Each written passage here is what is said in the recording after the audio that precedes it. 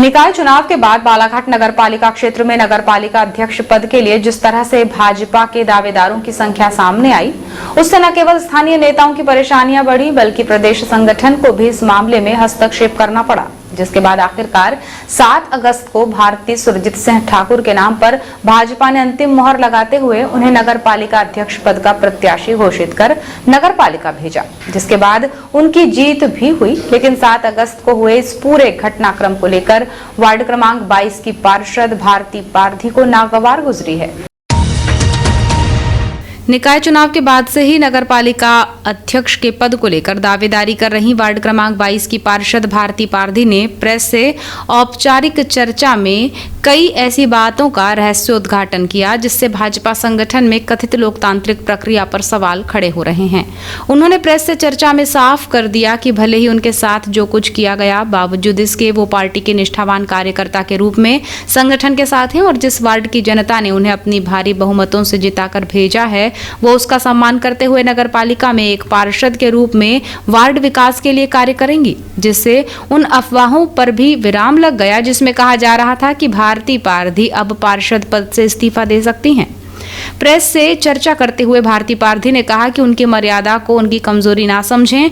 Media से चर्चा के दौरान उन्होंने एक बात और कही जिससे ये सवाल खड़े हो रहे हैं कि आखिर आयोग अध्यक्ष गौरीशंकर बिसेन को अपनी रणनीति या भारती पारधी पर विश्वास क्यों नहीं था, जिसके लिए उन्होंने नामांकन तक भारती पारधी को अपने डी टाइप बंगले से नामांकन समाप्ति तक निकलने नहीं दिया, चूंकि स्वयं भारती पारधी ने यह आरोप लगाया है कि उन्हें गौरीशंकर बिसेन के बंगले में बंद करके रखा गया था, जबकि भारती ठाकुर को अध्यक्ष बनाने संगठन का निर्णय बताया गया तो उन्हें स्वीकार कर लिया था। बावजूद उसके उन्हें नामांकन समय तक बंद करके रखा गया, जिससे साफ है कि संगठन और पार्टी ने उन्हें अच्छे से पहचाना नहीं है। इस बात का मुझे दुख है कि मुझे आज तक भारतीय जनता पार्टी के नेताओं ने पहचाना नहीं। मैं बार बार कहती हूँ मैं भारतीय जनता पार्टी की निष्ठावान कार्यकर्ता हूँ। मैं भाजपा से दाएं और बाएं नहीं देखूंगी। जिस तरीके से हमको बंद करके रखा गया, यदि अगर हम खुले भी रहते तो मैं भाजपा के साथ ही रहती, भाजपा से दाएं बाएं नहीं होती। बंद करके कहाँ रखा गया था? आदरणीय भाव के निवास पर हम लोग सारे लोग बाहर से आए थे और हम वहीं थे, और वहाँ से जो प्रत्याशी थे उनको नामांकन के लिए ले जाया गया। आपने एक बात बड़े जोर से कही, बंद करके रखा गया, तो क्या बाड़ेबंदी कर दी गई थी?